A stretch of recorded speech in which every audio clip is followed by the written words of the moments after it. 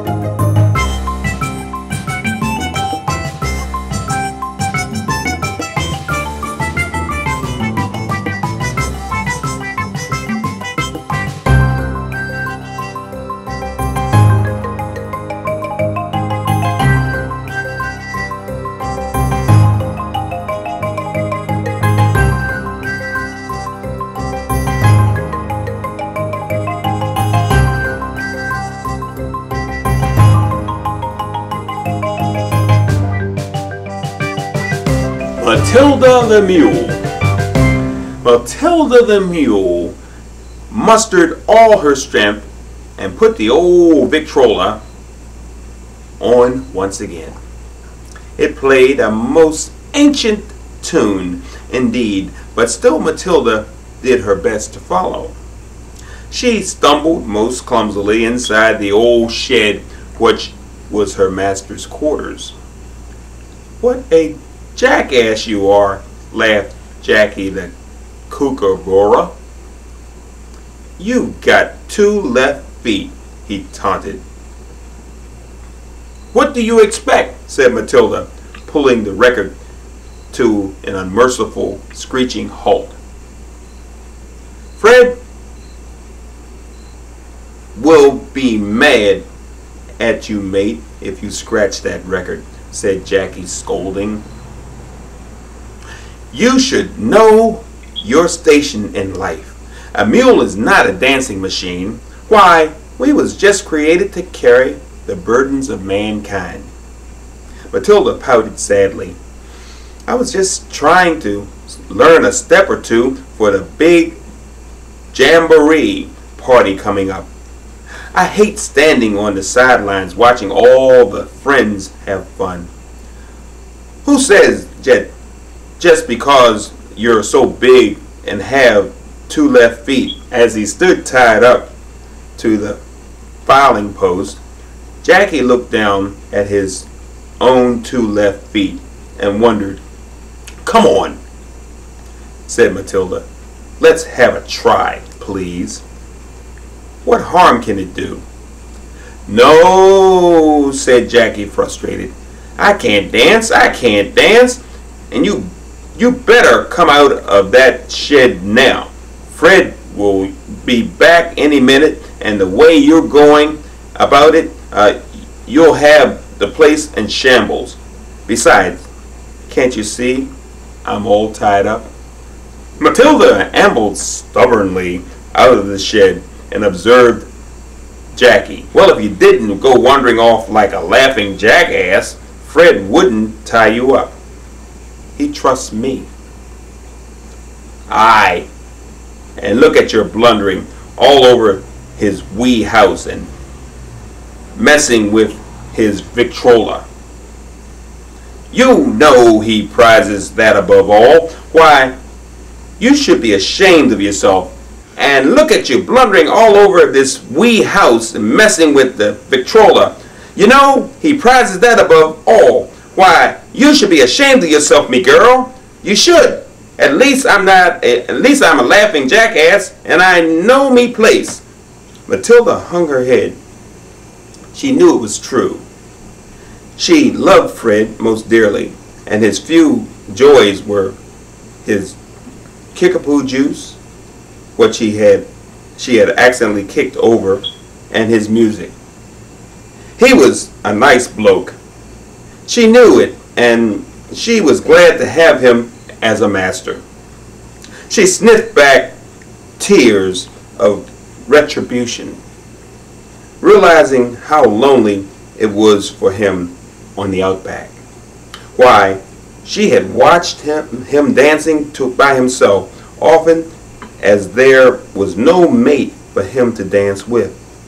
Sometimes it saddened her so to see him dance as she dearly wanted to dance herself. Sometimes she wondered why the good Lord would make her a mule and bid her dance. Just then, they heard Fred's Jeep bumbling in the background. He drove into camp excitedly and jumped out of the Jeep. "Just you wait, Matilda, me girl," he said affectionately, patting her neck. He had a new record for his Victrola in his hand. "Would you believe it? They have named this song just for you," he said jokingly. Suddenly, the strains of music echoed over the outback. "I'll go a waltzing Matilda with you." "Come on, old girl," said Fred. "I think it's your dance." And with that, he began waltzing Matilda all around the shed as Jackie laughed as hard as any kookaburra could, and Matilda was as proud as any mule could be. The end. I'm going to say, no. I'm going to say something very special. I'm going to sing Joy to the World. Joy to the world. Stay quiet while Hakeem Ice Cream sings. Jeremiah was a bullfrog. He was a good friend of That's not a Christmas song. Well, it's Joy to the World. Oh, okay. I know another one. You'll like this one. I'm dreaming of a chocolate with every Christmas card I write. So may your days be merry and bright.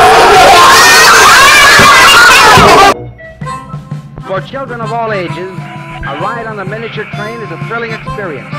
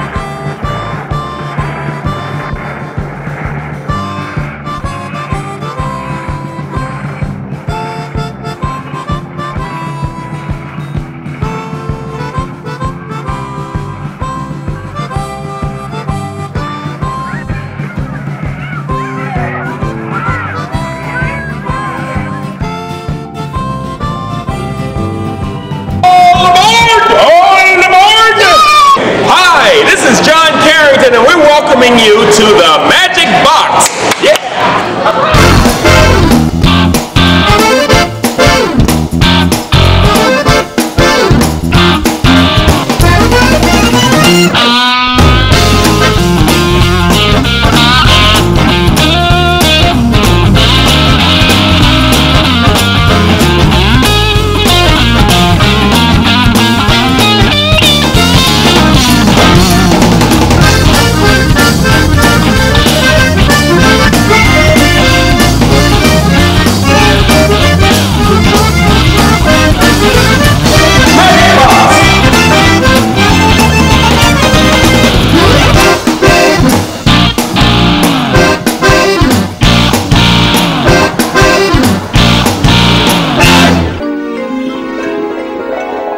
It started small. Then it went global. Gamers from North America coming together with gamers from all around the world, from all walks of life, getting together to play games for 24 hours and raise money to help cure sick kids. With all funds raised staying local with Children's Miracle Network hospitals and partner hospitals internationally. For more info or to sign up, visit www.extra-life.org. Play games, heal kids, Extra Life. Do you know any clowns? I sure do. Emmett Kelly. Emmett Kelly. Emmett Kelly was so famous that back in the old days, his face was on the cereal box. That's right, man. He was really a good clown. That's right. And of course, there was Lou Myers, who was a local clown, who was right here in the Baltimore area. And of course, Lou Myers owned the Funhouse Magic Shop. He sure did. And I'm Chuckles the Clown, and I like to hang around. Well, you're Chuckles the Clown, and the boys and girls know you for now, but there are a lot of really famous clowns. You may not realize it, but there was a fellow named Bozo. And of course, here in town, Bozo was Stu Kerr. A really wonderful clown. Well, Stu made people laugh, and he was a wonderful, wonderful Bozo the Clown. And I'm Chuckles the Clown. I like to hang around. Okay. Well, we know you're a clown, but of course, Chuckles, it's always wonderful to know about other clowns. I'm going to challenge the boys and girls to go either online or maybe to the library and maybe get a book about clowns and find some information about a clown that you may never have known about until you read a book. And of course, if you take the time and make the effort to go to the library... I got an idea. You have an idea? Yeah. I can have the child come here and be on the magic box. And be on the magic box and do what? Read the book. Read the book.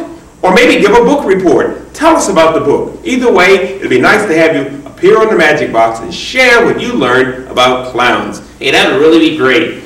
I enjoy learning, and when learning is done right, it means that you have something in your mind that'll help you all your life. Okay, thank you, Chuckles. I'm Chuckles the Clown. I like to hang around. Okay. And one of my favorite clowns was Red Skelton. He did Freddy the Freeloader. Oh yeah, Freddy the Freeloader. He'd pick up a cigar. He would pick up a cigar and he would smell it and he would say, "This here's a vintage cigar," and he would attempt to smoke it. He sure would. And that was so funny because as Freddy the Freeloader, he always made everything look so classy, and yet he was a freeloading clown. He sure was. And he was a style of clown called a hobo. He was a hobo clown. And of course, that's a very famous style of clowning. And it made people laugh. It made them laugh and made them happy. Red Skelton, wonderful clown. And he did television, he did movies. He was a wonderful entertainer. He sure was. Okay. Well, we're going to take a break.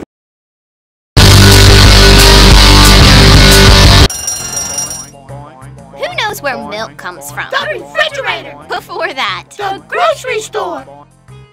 Why don't we visit a farm and see where milk really comes from? Yeah. It's always a good idea to get down to the root of things.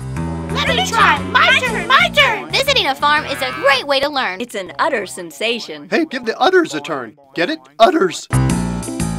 It's cool. It's sweet! Fresh from the farm. Let's eat. Let's go to a farm.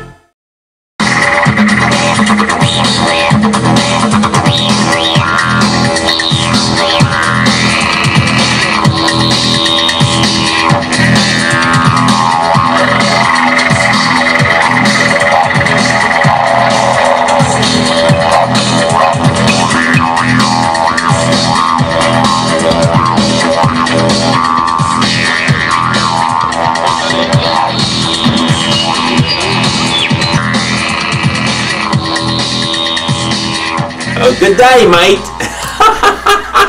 Good day, mate.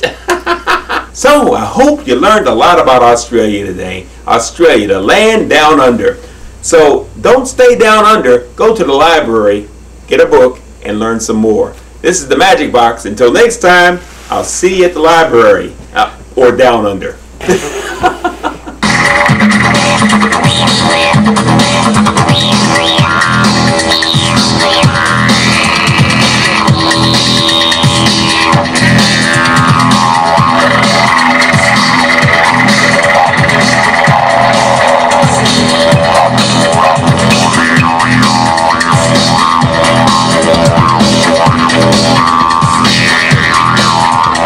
Yeah.